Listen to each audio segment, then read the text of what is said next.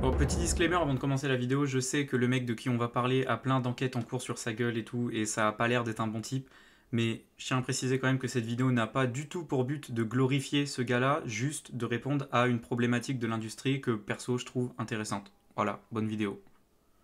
De toutes les agences de K-pop, celle qui a connu la croissance la plus folle récemment, c'est certainement HYBE. Et bien qu'aujourd'hui, il y ait beaucoup de groupes connus qui soient directement ou indirectement sous cette agence-là, celui qui, à la base, les a fait exploser, c'est clairement BTS. C'est vraiment avec eux que la conquête du monde par HYBE a commencé.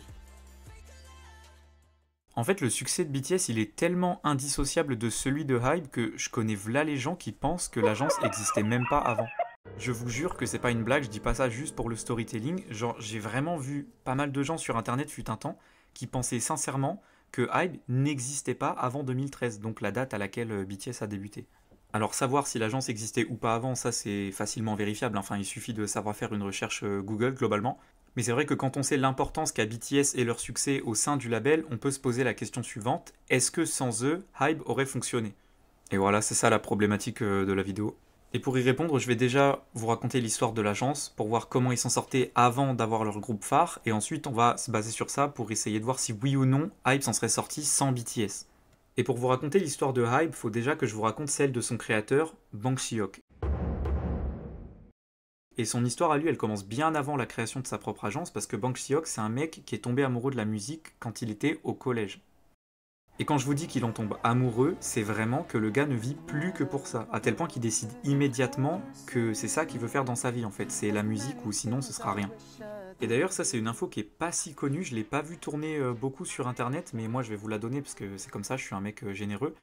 Mais au lycée, il avait créé son propre band avec quelques copains, et il performait des chansons que lui-même composait. Alors j'ai essayé de retrouver les chansons en question parce que j'étais curieux de voir ça étant donné que je suis un gros fan de music band, mais j'ai même pas trouvé le nom du groupe. Donc voilà, là c'est un gros échec cette mission. Mais bref, à ce moment-là, on est au milieu des années 80 et pour ses parents comme pour beaucoup d'autres parents à l'époque, la musique c'est une voie un peu bizarre en laquelle faut pas trop croire. Alors ils vont vite lui dire de remballer ses rêves et d'aller plutôt à l'université. Et bien qu'il soit effectivement allé dans une université très prestigieuse, il n'a pas abandonné son idée de départ pour autant, et c'est pendant ses années d'études qu'il va rencontrer un certain J.Y. Park. C'est ce gars-là, au cas où vous connaissez pas, je sais qu'il n'est pas très connu, voilà. Très vite, il va donc rejoindre le label de son nouveau pote, JYP Entertainment, et il y travaillera dans le département créatif, parce que comme on l'a vu, lui, ce qui l'intéresse, c'est la création des chansons. Et là, directement, il va pouvoir commencer à produire des chansons pour des très gros artistes de l'époque, parmi lesquels on retrouve G.O.D, B, Park Ji-yoon. C'est bon, je vous refais pas la blague, c'est pas connu, machin, ça y est, bozo, on a compris. Et même en dehors de JYP, on sait qu'il a travaillé avec Teen Top, Im Chang-jung et pas mal d'autres artistes en vrai. D'ailleurs, les chansons qu'il compose sont tellement toutes de gros succès que très vite il va commencer à se faire appeler Bang Hitman, soit l'homme qui crée des hits.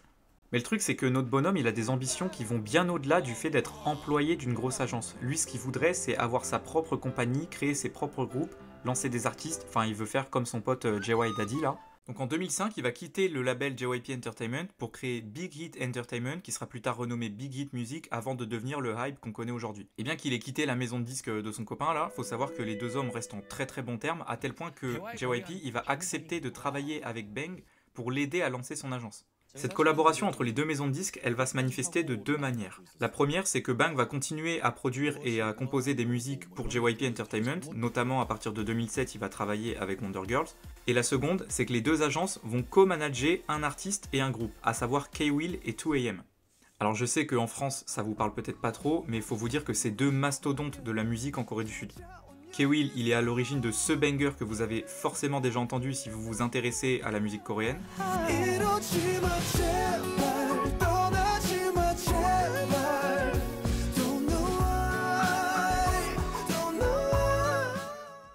Et 2AM, c'est le groupe miroir de 2PM qui eux sont plus orientés ballade, performance vocale.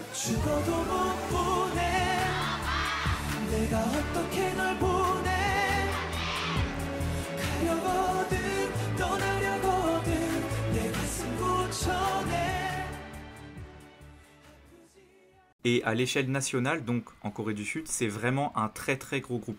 C'est vraiment un des groupes principaux de ballades avec Vibe, SJ Wannabe, Big Mama. C'est vraiment très connu là-bas. Plus tard, pour continuer sur sa lancée, Big Hit va lancer un groupe du nom de 8, un groupe mixte composé de 3 membres, dont Ihyun, qui est davantage connu aujourd'hui pour sa carrière solo et pour sa collaboration dans le groupe Home avec Changmin de 2AM.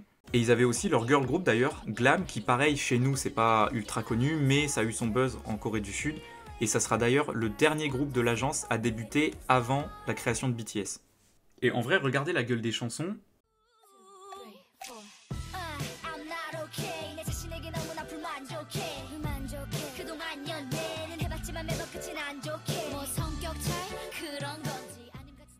Je pense que si elles avaient eu une meilleure promotion, c'est carrément un groupe qui aurait pu marcher chez nous au même titre que FX ou Secret ou d'autres girl groups. Bon, déjà là, on commence à avoir un premier élément de réponse parce qu'on constate que même avant BTS, Hybe c'est une agence qui faisait son bif.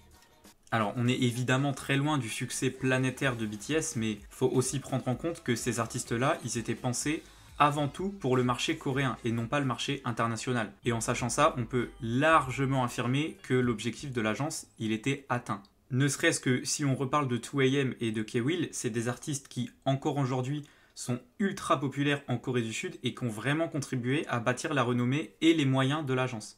Et si par la suite Big Hit a eu les moyens de faire débuter d'autres artistes et notamment BTS, bah c'est entre autres grâce aux revenus de ces artistes-là qui étaient là avant. Parce que oui, faire débuter BTS, c'était un projet beaucoup plus ambitieux que faire débuter 2AM ou 8, et évidemment ça a demandé plus de moyens, plus d'investissement, et ça n'a pas pu se faire comme ça d'un claquement de doigts. Il a bien fallu que certains se chargent de faire rentrer du bif avant ça. Bon, maintenant on sait que l'agence elle existait et elle fonctionnait bien avant d'avoir BTS, donc je vous repose la question, est-ce que si ce groupe-là n'avait pas existé, Hybe aurait réussi ? Est-ce qu'aujourd'hui il serait connu? Est-ce que l'agence serait toujours debout? Et est-ce que Bang PD aurait réussi à bâtir un empire comme celui qu'il est en train de bâtir aujourd'hui? Bon, alors déjà oui, l'agence aurait réussi et je pense aussi qu'elle existerait encore aujourd'hui parce que comme on l'a vu, bah, ça marchait déjà avant, donc il n'y a pas de raison. Et je pense même que si les équipes de Hybe n'avaient pas eu à concentrer leur travail sur la carrière de BTS, ils auraient continué à s'occuper normalement des autres artistes de l'agence et que donc ceux-ci auraient continué de bosser avec eux. Et surtout, ben, il y aurait logiquement eu de nouveaux artistes au bout d'un moment, des nouveaux groupes qui auraient débuté, etc. Enfin, comme n'importe quelle agence de K-pop, quoi. Maintenant, pour ce qui est de l'empire que Hybe est en train de bâtir, je pense que les choses se seraient passées différemment.